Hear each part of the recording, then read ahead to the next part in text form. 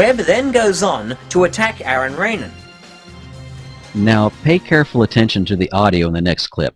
When the camera pans from Section Chief Frank Byrne's face to a picture of a radio antenna that he appears to be holding, you no longer see his mouth move, and the mic gain increases noticeably. We tracked the first satellite in the world, we tracked the first everything that went to the moon, everywhere. This was one of the antennas that we received to learn the data from the spacecraft. This little excerpt combines the fallacies of poisoning the well with a straw man, misrepresenting Frank's words by outright tampering with the audio. Webb has absolutely no evidence that the audio has been tampered with. His basis for the claim is Byrne's audio increasing when Ranen gets a closer shot of the picture he's holding. Let's have another look at the video.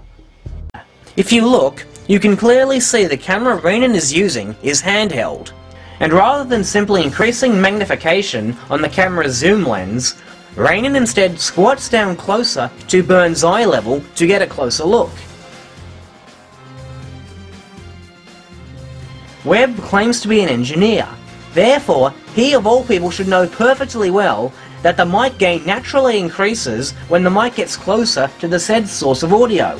The further away from the said source of audio, the more the mic gain decreases. Well, you don't need to be an engineer to understand that as a mic moves closer to a source of sound, or noise in Jarrah's case, the sound level increases. The mic gain actually remains constant. However, if the distance between the mic and the subject remains constant, as in Frank Byrne's case, and the sound level increases, then my guess would be that the mic gain went up or that the audio was mucked with. I'm not going to waste our time making fun of Jarrah's silly little experiment with his camcorder because it's totally irrelevant. Look at Frank. Look at Frank's chest. See the little black thing clipped to his shirt? That's called a lavalier or lapel microphone. See the black wire poking out of Frank's shirt and running into his pocket? That's a mic cord that attaches the lav mic to a transmitter cleverly hidden in Frank's pocket. What do you suppose this mic is for? Well, if you ever have an hour to waste viewing Ranen's video, Did We Go?, you will notice that most of Ranen's victims wear lav mics. In the following clip, pay attention to Dr. David Williams' voice. Does the sound level change as he turns his face away from the camera? Does it have a name? I mean, do you have a name for it yet, or are you calling it Did We Go? Did We Go? Okay. Okay. And in the end of the following clip, the camera moves from Bonnie Holmes' face to a note in a folder on the table. This situation is identical to the Frank Byrne interview. But does the sound level increase when the camera moves, as it did with Frank? Everybody knew what that big B was. Anyone who got a note that had that B on it knew automatically that that was from Dr. Von Braun. Everybody recognized that. The sound level doesn't change a bit in either of these clips. That's the beauty of having a microphone just inches away from the subject's mouth. No matter where the subject is in relation to the camera, the sound quality will be more consistent. And if there was anything Ranen was anal about, it was making sure he captured every word of his victims, because he was not likely to get a second chance with most of them. So, riddle me this, Batman. If Ranen was to go through the trouble of putting a lav mic on old Frank here, even going so far as to attempt to hide the cord under Frank's shirt, why wouldn't he use it? Why would he, instead, use the shotgun mic on his camera, a microphone that is normally used to pick up sounds from a distance?